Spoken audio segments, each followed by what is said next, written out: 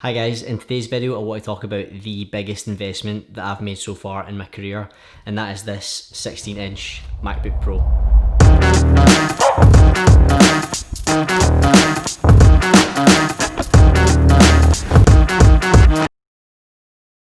So in this video I'm not actually going to talk about any of the specs or any of the key features of the MacBook. There's plenty of other YouTube videos out there that cover all these things. Instead, I'm going to focus on why someone like me would spend money on something like this, why someone who does videography and filmmaking, why they would invest the money into something like this. So I got this about 3.5 weeks ago, and I've edited about 3 or 4 videos on it so far, and I can already say that it's made like the world of difference to my workflow, and it's just been a total joy to use so far. So for people in our fields, when we buy a video editing laptop or a video editing computer, we're really looking for the best possible power, the best possible speed, and kind of ease of use so that it improves our workflow overall. My main reason for wanting a new computer was the fact that my old MacBook that I got probably about 3 years ago just really couldn't keep up with the kind of videos that I wanted to make. I was shooting most of my stuff in 4K and it really wasn't able to handle that footage. It was very slow when I went to edit. The export times were really long. Most of the time I actually had to make proxies to actually be able to edit anything, and even making like a simple YouTube video was taking me days instead of hours.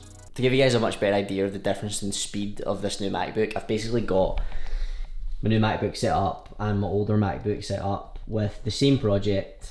I'm going to set both of these to render at the exact same time, and I'm going to set a little timer on my phone, and we'll see just how different the render times are.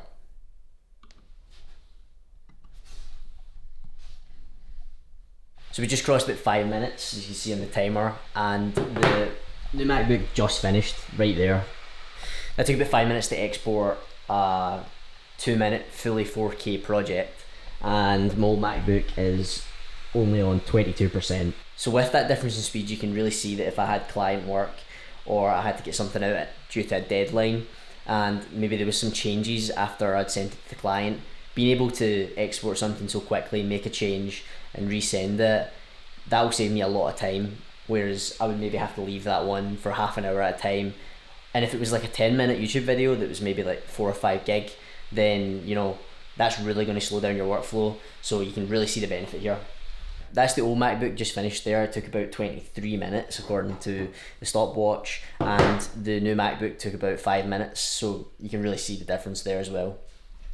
In my opinion, nothing kills your creativity faster than a slow workflow. If your computer's not keeping up with what you want to do, it's really easy to lose motivation and lose interest and not put as much care into your work. These increased export times might not really seem like a hell of a lot, but when you accumulate that time over the course of a year or 2 years on various different projects, it all really starts to add up, and you know, the more time that you save, technically the more money that you're going to save. Although my MacBook is still quite a powerful machine, when it came to editing footage and using Premiere Pro and After Effects and Photoshop, it really did start to struggle. The main thing for me is just anytime I was trying to scrub through clips in Premiere, it was really laggy, and it would get stuck, and if you pressed on something on the program, it would maybe take like a second or something before it recognised the action you were doing, so it was really laggy and it was freezing a lot, and that can like turn you off doing an edit like straight away if you just can't get things to work as fast as you want them to.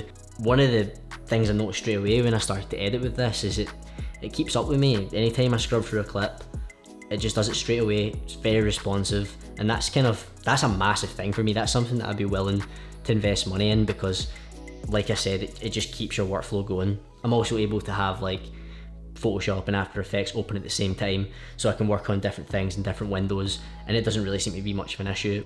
I knew for myself that I wanted to get something that would be portable. This allowed me to do work really anywhere I was. If I wanted to go somewhere else out of the office, I could easily take this with me. If I was doing any traveling, I would be able to get work done kind of no matter where I am.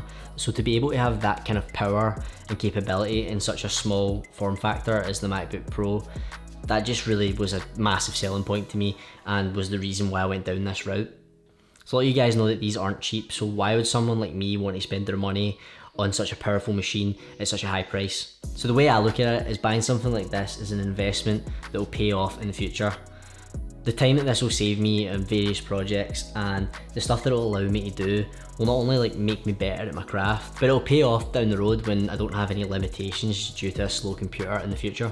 What I would say about the price is I didn't have the cash just lying about for something like this, So I actually financed it over 2 years. So that allows me to pay it up in installments. So then the cost isn't too overbearing. And in my mind, by the time that those 2 years are up, the laptop will have paid for itself back with all the work that it's allowed me to do.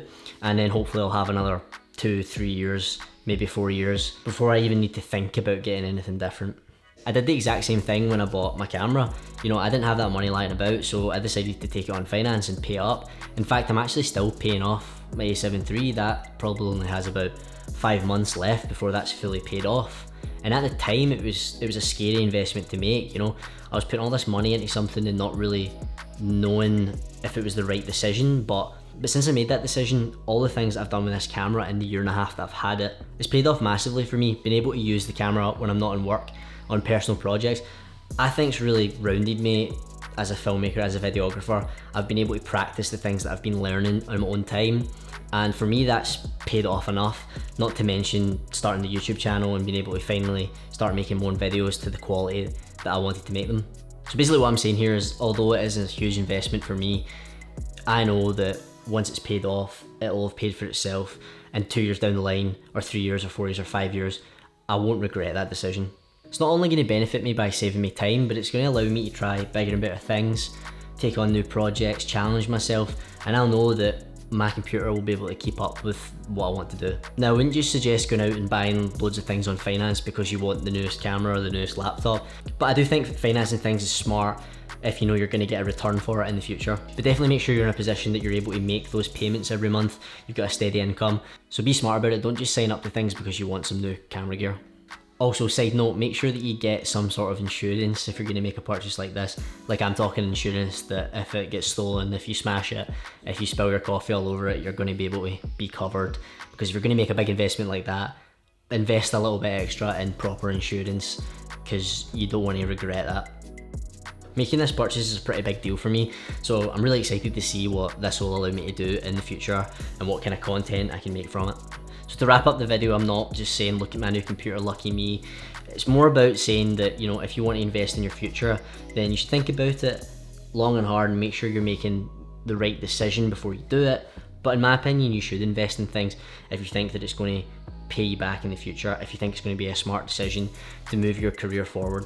As someone who makes videos and does a lot of video editing, I can fully recommend getting this for video editing. It is brilliant. It's definitely the best computer that I've used so far when it comes to video editing and things like that. Hope you guys enjoyed the video. Let me know if there's something similar that you guys are looking to invest in your own career. I'd really appreciate it if you guys would leave a like on the video. It can really help grow the channel a bit. And if you haven't subscribed, consider subscribing if you want to see a little bit more from myself. I'll see you guys in the next one.